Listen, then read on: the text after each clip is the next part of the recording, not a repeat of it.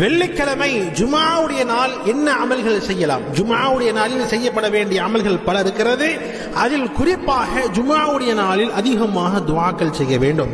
ரசூல் ஸல்லல்லாஹு அலைஹி வஸல்லம் அவர்கள் கூறுகிறார்கள், ஜுமாவுடைய நாளில் ஒரு நேரம் இருக்கிறது, அந்த நேரத்தில் அல்லாஹ்வுடையார் அல்லாஹ்விடத்தில் என்னவெல்லாம் துஆ கேட்பாரோ அல்லாஹ் நிச்சயமாக அதை வழங்காமல் இருப்பதில்லை என்பதாக ரசூல் ஸல்லல்லாஹு அலைஹி வஸல்லம் அவர்கள் சொன்னார்கள். எனவே ஜுமாவுடைய நாளில் அதிகமாக அல்லாஹ்விடத்தில் துஆ செய்ய வேண்டும், அல்லாஹ்விடத்தில் துஆக்கள் கேட்க வேண்டும். குறிப்பாக நம்முடைய வாழ்க்கையில் இருக்கக்கூடிய கவலைகள் நீங்க அல்லாஹ்விடத்தில் துஆ செய்யணும்.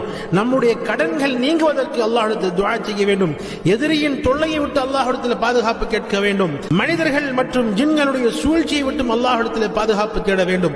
வியாபாரத்தில் அதிகமாக பரக்கத் பெற அல்லாஹ்விடத்தில் துஆ செய்ய வேண்டும். யா அல்லாஹ், என்னுடைய வியாபாரத்தில் பரக்கத்தை கொடு என்பதாக துஆ செய்யணும். அதே மாதிரி வாழ்க்கையில் மிக மிக முக்கியமானது நம்முடைய வாழ்க்கையில் நிம்மதி.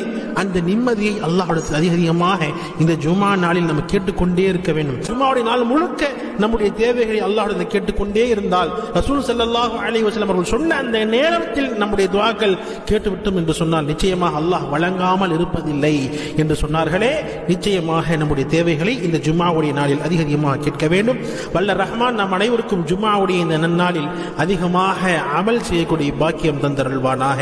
ரசூல் ஸல்லல்லாஹு அலைஹி வஸல்லம் அவர்கள் மீது அதிகமாக ஸலவாத் சொல்லி நாளை மறுமையில் நபிகள் நாயகம் ஸல்லல்லாஹு அலைஹி வஸல்லம் அவர்களுடைய ஷஃபாஅத்தை பெறக்கூடிய நல் முஸ்லிம்களாக அல்லாஹ் நம்மை ஆக்கி அருள்வானாக. ஆமீன்.